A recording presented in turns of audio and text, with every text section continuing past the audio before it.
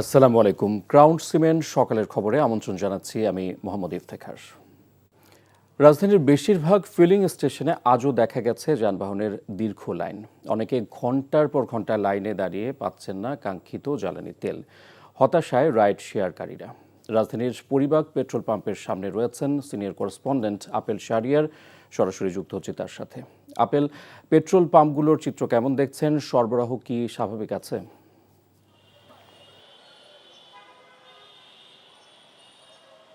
ঘন্টার পর ঘন্টা লাইনে দাঁড়িয়ে তেল নিতে হচ্ছে আজকেও গ্রাহকদের।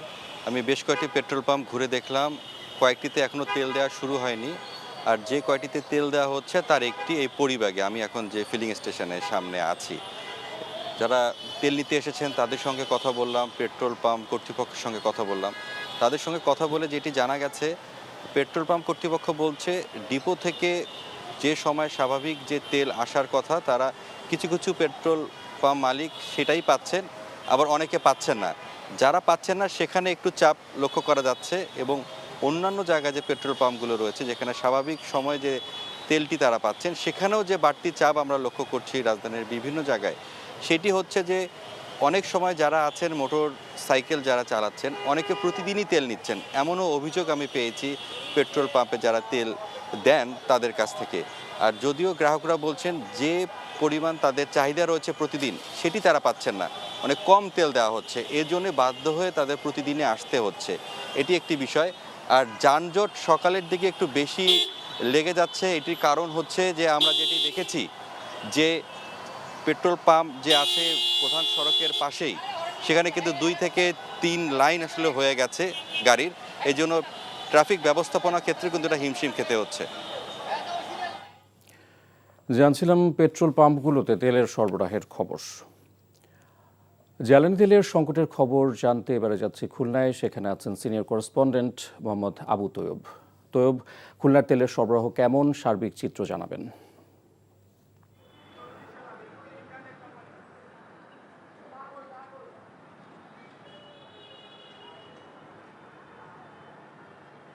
জি, ইফতেখার, আপনি একটু আগে খবরে যেমনটি বলছিলেন, খুলনার সংকট কিন্তু এখনো দীর্ঘ থেকে দীর্ঘতর হচ্ছে।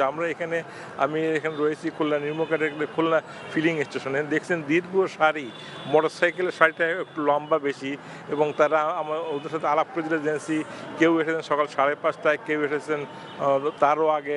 আর এখান থেকে এই পাম্পে কিন্তু তেল দেওয়া শুরু করছে সকাল 10টা থেকে, কারণ এরা ভোরবেলা পে অর্ডার করে ব্যাংক ওই ডিপোতে টাকা জমা দিয়ে তারপরে তারা এসেছেন। তবে প্যাম্পের ম্যানেজার আমাকে যেটা জানিয়েছেন যে মোটরসাইকেলের ডিমান্ডটা মোটরসাইকেলের আসছে বেশি, এবং এই মোটরসাইকেল কিন্তুগুলো শহরের বাইরের মোটরসাইকেল, মানে বিভিন্ন ওই উপজেলা থেকে আসছে। কেন উপজেলা এলাকাতেগুলো যে পাম্পগুলো আছে তারা ঠিক মতো তেল তারা সেখানে পাচ্ছেন না বা তারা দিচ্ছেন না। আর একটা জিনিস আমি লক্ষ্য করে দেখছি যে এই যে গ্রাহকদের ভিতরে একটু শঙ্কার কারণে তারা অতিরিক্ত মজুত করছে। আমার সামনে একটু আগে দুজন পুলিশ পেট্রোল নিতে এসেছিল, তারা 500 টাকা করে পেট্রোল তাদের দেওয়ার কথা। 500 টাকার পেট্রোল নেওয়ার আগেই তাদের ট্যাঙ্কি কিন্তু ফুল হয়ে গেছে, ফুলে উপচে পড়ছে। তারা তখন বলে আমরা জানি না, বিষয়টা একটা শঙ্কার দিয়ে পড়ছে। আর একটা কথা বলে রাখি, এই যে বিদ্যুতের লোডশেডিংয়ের কারণে এখন যে বহুতলা বিল্ডিংগুলো আছে, সেই বিল্ডিংগুলো কিন্তু তেলের সংকটে ফুল টাইম লিফট তারা চালাতে পারছে না। যখন লোডশেডিং হয় তখন তারা লিফটের 10 জন লোক হলে তখন লিফট ছাড়ে।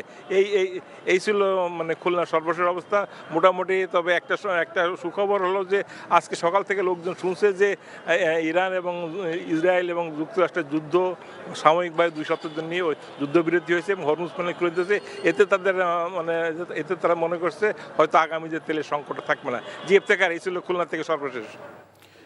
খুলনা থেকে জানছিলাম জ্বালানি তেল সংকটের খবর। হামের টিকা দেওয়ার মধ্যে প্রতিদিনই হাসপাতালে আসছে আক্রান্ত শিশুরা। জ্বরের সাথে অনেক শিশুর শ্বাসকষ্ট দেখা দিচ্ছে। স্বাস্থ্য অধিদপ্তরের তথ্য মতে সবশেষ 24 ঘন্টায় হামের উপসর্গ নিয়ে 11 শিশুর মৃত্যু হয়েছে। হামের খবর জানতে যাচ্ছি রাজশাহী মেডিকেল কলেজ হাসপাতালের সামনে। সেখানে আছেন স্পেশাল করেসপন্ডেন্ট সাজু। সাজু, হাসপাতালে হামে আক্রান্ত শিশুদের চিকিৎসার কি তথ্য আছে আপনার কাছে, আর এ বিষয়ে চিকিৎসকরা কি বলছেন?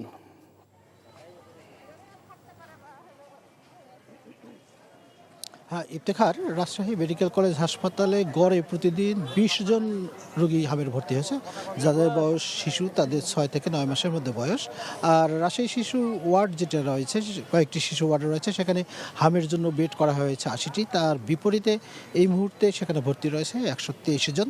এছাড়াও আরও যে ওয়ার্ডের যে বেড, তারপর বারান্দা, এমনকি যে মেঝে, সেখানেও আমরা দেখেছি শিশুদের অনেক শিশু ভর্তি রয়েছে। তারা হামের উপসর্গ নিয়ে তারা এসেছে এবং রাজশাহী মেডিকেল কলেজ হাসপাতালে এ পর্যন্ত যে হামের উপসর্গ নিয়ে যারা মারা গেছে, তারা কিন্তু উপসর্গ নিয়ে মারা গেছে, তাদের কেউ হামে আক্রান্ত হয়নি। সর্বশেষ যে বিশ্ব স্বাস্থ্য সংস্থার যে রিপোর্ট, সেই রিপোর্ট অনুযায়ী আমরা যেটা জানতে পেরেছি যে এখানে যা মারা গেছে তাদের রক্ত পরবর্তীতে পরীক্ষা করা হয়েছে, তারা হামে আক্রান্ত হয়নি। আর রাজশাহী মেডিকেল কলেজ হাসপাতালের চিকিৎসকরা বলছেন যে এই শিশু ওয়ার্ডে হামের প্রাধান্য বেশি হওয়ার একটি কারণ যে উত্তরাঞ্চল ছাড়াও দক্ষিণাঞ্চলের বেশ কয়েকটি জেলা, কুষ্টিয়া, ঝিনাইদহ, এমনকি ফরিদপুর থেকেও রোগীরা এখানে আসছে। আর একটু তথ্য আপনার কাছে শেষ তথ্য জানাতে চাই যে এখানে যে আইসিইউ রয়েছে, আইসিইউ সংকটের ক্ষেত্রে রয়েছে, এখানে আইসিইউ বেড রয়েছে ৪০টি। রাজশাহী যে আইসিইউ ওয়ার্ড, সেখানে ১২টি রয়েছে শিশুদের জন্য বেড।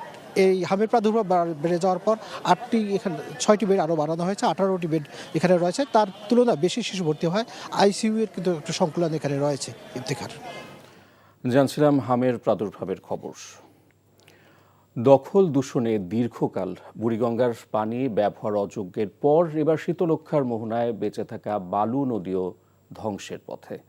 ঢাকার খাল জলাশয় যেভাবে ধ্বংস করা হয়েছে, তাতে বর্জ্য নিষ্কাশন আর খালের প্রবাহ বাধাগ্রস্ত হচ্ছে, যার প্রভাবে নাগরিক ভোগান্তি আরও বাড়তে পারে বলে শঙ্কা বিশেষজ্ঞদের। খাল খনন, নদী দখল ও দূষণ রোধে সরকারের অগ্রাধিকার কর্মসূচি বাস্তবায়ন তাহলে কিভাবে সম্ভব? ঢাকার খাল, জলাশয় এবং নদী নিয়ে নাজিবুর রহমানের ৩ পর্বের ধারাবাহিকের আজ দেখুন প্রথম পর্ব। ছবি তুলেছেন জহিরুল ইসলাম।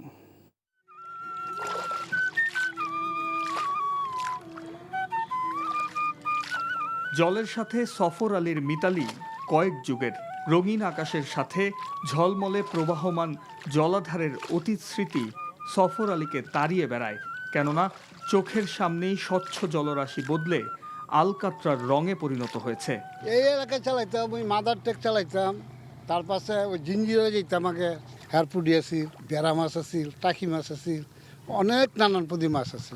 ভূমিদস্যু আর মানুষের সাথে এখানে প্রকৃতির সংঘর্ষ চলে নিত্যদিন। শহরের ব্লু নেটওয়ার্ক তৈরির যে প্রতিশ্রুতি দিয়ে যান দেশের উন্নয়ন সংস্থাগুলোর কর্তা ব্যক্তিরা, আদতে যে তার বাস্তবায়ন নেই, এর জ্বলজ্বন্ত উদাহরণ এই বালু নদী। বুড়িগঙ্গার পর চোখের সামনে অন্যায়ভাবে ধ্বংস করার দ্বার প্রান্তে থাকা নদীটি দুঃখ হয়ে রইল এ অঞ্চলের মানুষের তথা ঢাকারও। নদীর পানি এতটাই বিষাক্ত হয়েছে যেখানে প্রাণ প্রকৃতির বেঁচে থাকা প্রায় অসম্ভব। অক্সিজেনের মাত্রা কমেছে, বেড়েছে ক্ষতিকর মিথেন গ্যাসের পরিমাণ। বালু নদীর পার ঘেঁষে গেল কয়েক দশকে বিভিন্ন শিল্প কারখানা গড়ে ওঠায় এ নদীর দূষণ বেড়েছে কয়েক গুণ। কারখানার অপরিশোধিত বর্জ্য অন্যায়ভাবে সংযোগ দেয়া হয়েছে সরাসরি নদীতে। ওয়াসার তথ্য বলছে ২২ কিলোমিটার নদীটিতে ৪৫০ ঘনফুট কারখানার বর্জ্য প্রতিদিন পানিতে মিশছে। প্রতিদিনই পানিতে পড়ছে ১০ লাখ ঘনমিটার পয়ঃবর্জ্য। এছাড়াও প্রতিনিয়ত বালু উত্তোলন করে নদীর ফুসফুসকে অকেজো করেছে, যার ফলে বছরে ৬ থেকে ৭ মাস পানি শূন্যতা ভোগাচ্ছে বালু নদীকে। অনেক জায়গায় আবাসন ব্যবসায়ীরা খণ্ড খণ্ডভাবে গ্রাস করেছে জলাধারের সীমানা।